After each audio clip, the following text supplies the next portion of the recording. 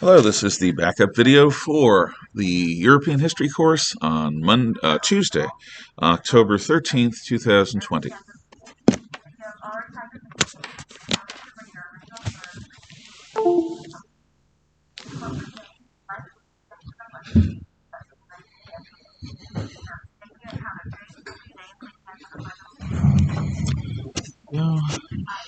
I pledge allegiance to the flag of the United States of America, bless you, and to the republic for which it stands, one nation, under God, indivisible, with liberty and justice for all. Thank you.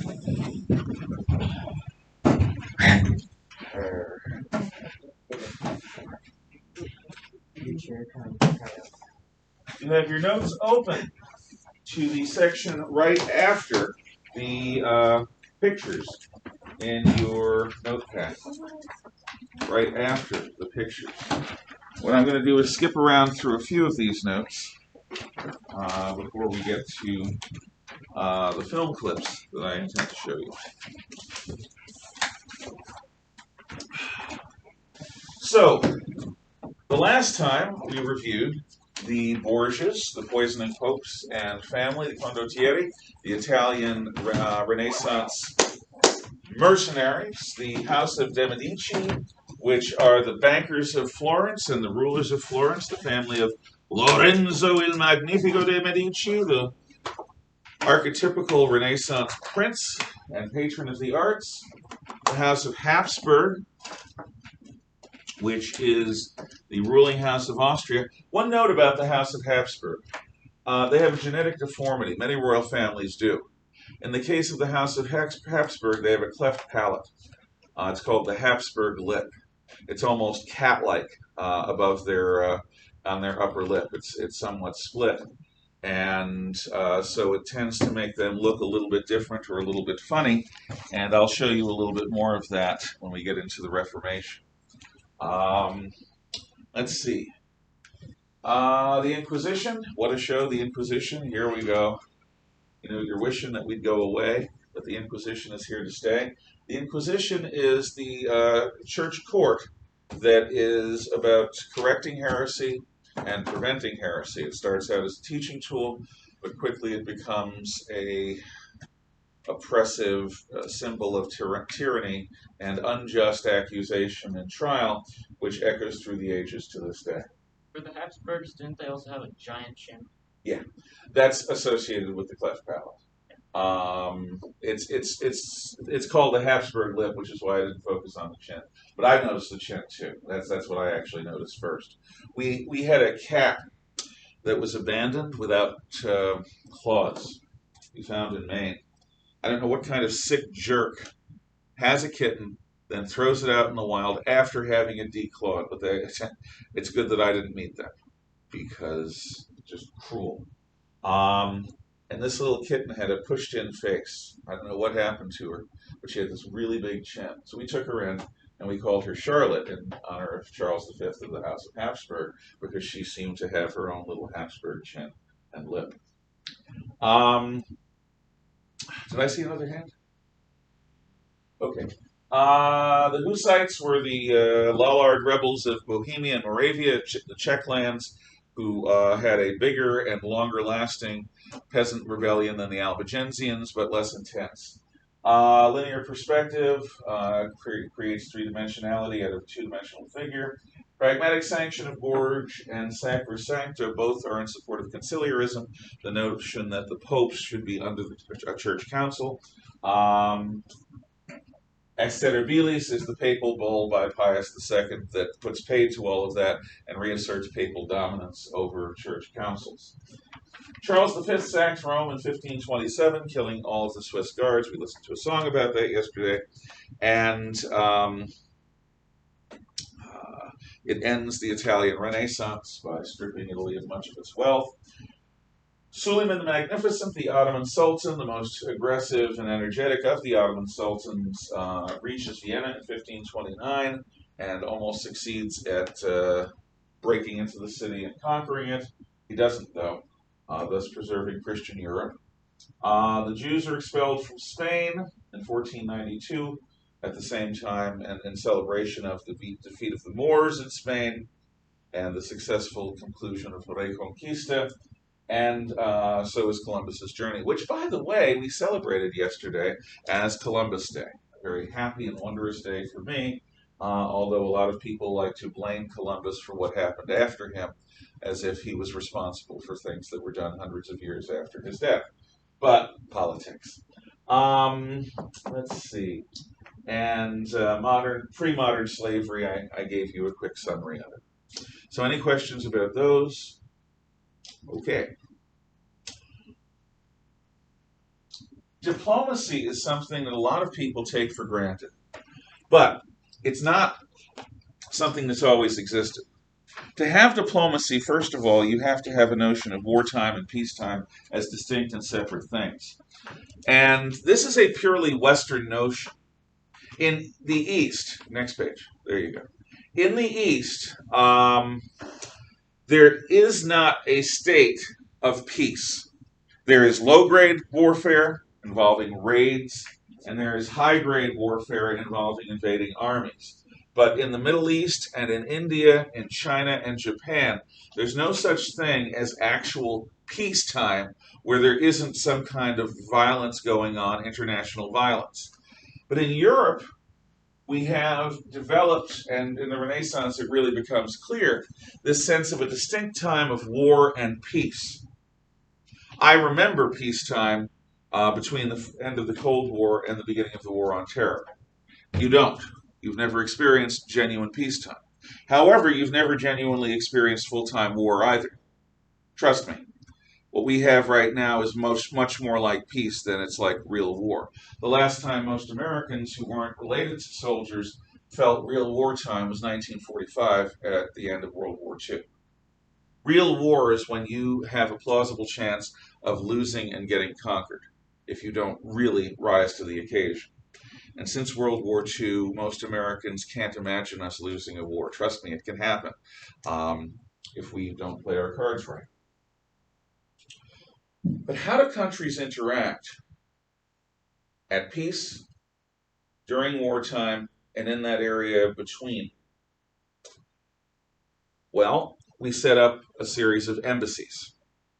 And these embassies are places where the representatives of foreign powers can live in your capital. And these ambassadors, the heads of embassies, get the similarity in terms, embassy, ambassador, speak for the foreign powers. The ambassador and his staff has diplomatic immunity. What that means is they can't be charged for crimes in your country.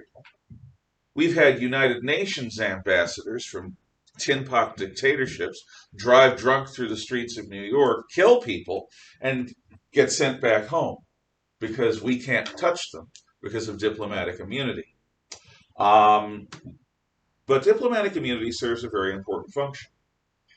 It allows some sense of security for the foreign power that their people will not be messed with by the local authorities, allowing the legal truth, but practical fiction, that an embassy's property is foreign soil.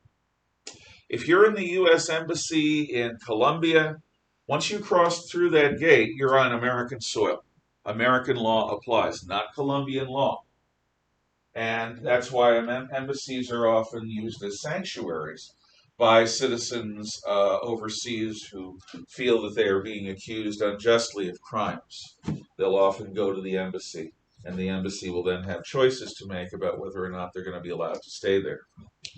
But the whole system of embassies and ambassadors and diplomatic immunity comes out of the Renaissance. It comes out of the interaction of the various city-states in North Italy, and eventually it spreads, with French help, around the world. Thus, we have so many French terms in diplomacy. For example, when the ambassador is away, the person who runs the embassy is called chargé d'affaires, which means the person in charge of affairs, but it's a French term.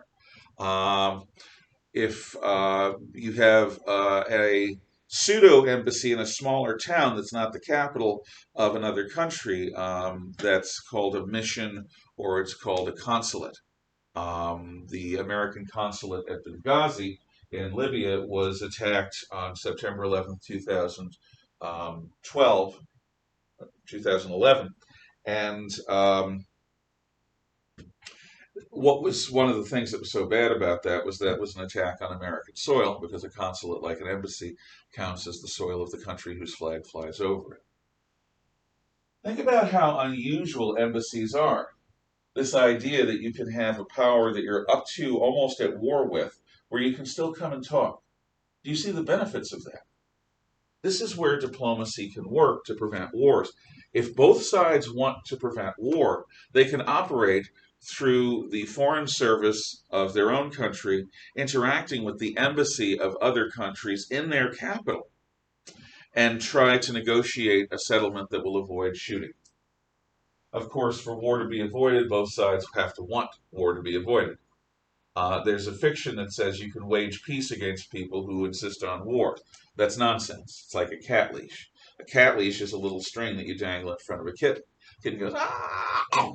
And then the kitten muffles down on it. You can lead the kitten around for a while. That's a cat leash. It works until the kitten gets bored and decides to go away and let go of the string. The same thing is true for diplomacy. You cannot make peace with people who are determined to wage war against you. But most of the time, that isn't the case.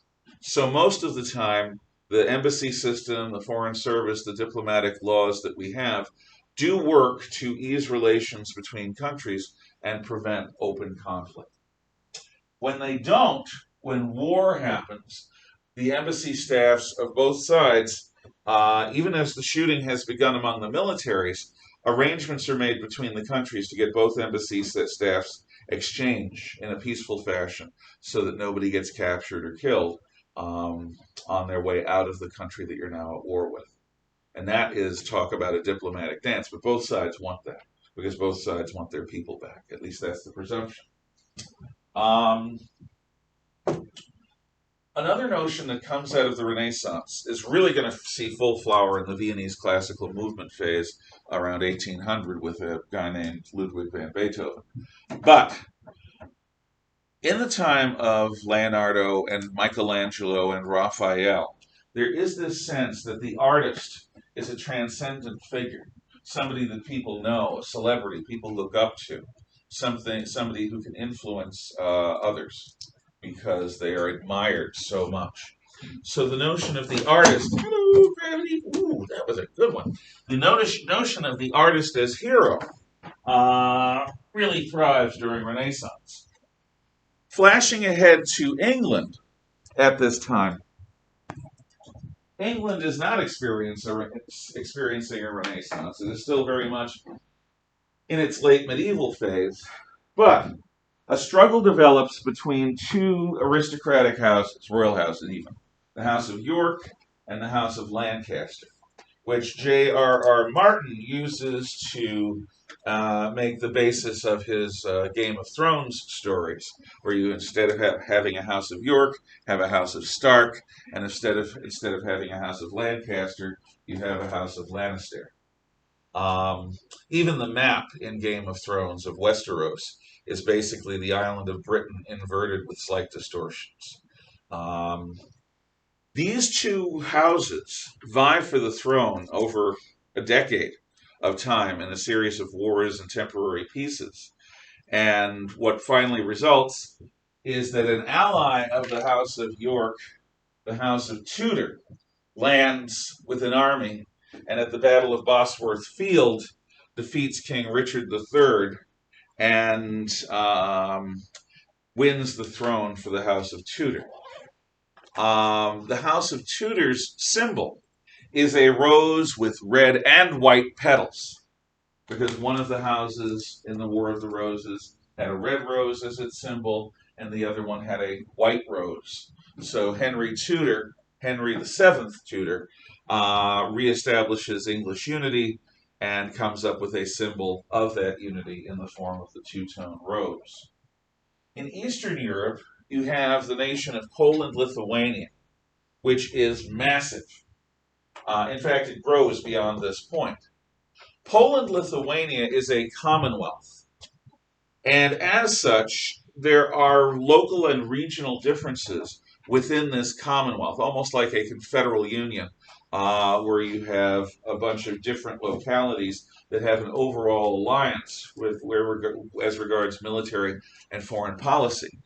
But in fact, the local governments are allowed to have great latitude in ruling themselves. Poland Lithuania has that. And another strength of Poland Lithuania is that it is the only nation in Europe which practices, as a result of this confederal nature, religious toleration. In Poland Lithuania, they do not have pogroms against the Jews very often. Well, they do sometimes. I guess that's intolerant. But with the exception of the Jews, you don't have Christian minority groups being forced into the wider role and the wider mold. The kind of religious persecution you see almost everywhere else in Europe to prevent another Albigensian crusade doesn't really happen during Poland. Also, for reasons I don't fully understand, I don't think anyone does, Poland Lithuania is very lightly touched by the Black Death. So at the end of the Black Death, it has a relatively larger population than its neighbors, certainly as compared to before the war. In Northern Europe, you have what is called the Northern Renaissance, which is different from the Southern Renaissance in several ways. First of all, it's very commercial. Around the Baltic and North Seas coasts, you have a number of cities like Lubeck and Danzig and others, which are members of what is known as the Hanseatic League. The Hanseatic League is a late medieval trading association. If everyone in the front of the room on this set of tables, on this set of tables, and Miss Woodworth are part of the Hanseatic League, we can trade with one another without having too many import duties, too many tariffs, too many inspections, and other things which tend to slow down trade and make it more complicated. So among ourselves, trade is going to increase. But you poor schmoes in back are not part of the Hanseatic League. So if you try to send goods into a Hanseatic town, we will triple inspect those goods, which will slow your trip to market down. We will find anything wrong we can and fine you for it. We might send your goods back because we don't like them. And in general terms, trade is going to be much more difficult because you're not a preferred member of the Hanseatic League. And it does, in fact, stimulate trade for its members around the Baltic Sea and around the North Sea. Finally, you read some Desiderius Erasmus on Christian humanist notions of leadership in opposition to Niccolo Machiavelli's more pragmatic approach. Erasmus is a church critic who is not burned at the stake. Erasmus remains a loyal Catholic, but he says that as a loyal Catholic, I need to point out things that are obviously wrong and mistakes. He writes a book called The Praise of Folly, where he tries using irony, even a little humor, to point out flaws in church doctrine and church practice and where the Catholic Church falls short of its Christian ideal. And he inspires a number of Protestants, but is not a Protestant himself. So that's where we are. And now, with just over a half hour left, I'm going to ask you to please turn off the lights and shut the shades, and we will watch more of The Agony and the Ecstasy, assuming that everything works.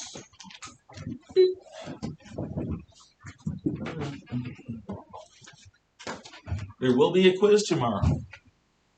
The quiz will be big, and it will be on everything that we have done in the Renaissance. For those of you who are at home, your screen, there's nothing wrong with it. It's just dark. But I am signing off. You can do some work freely while we're watching more of The Agony and the Ecstasy. Bye.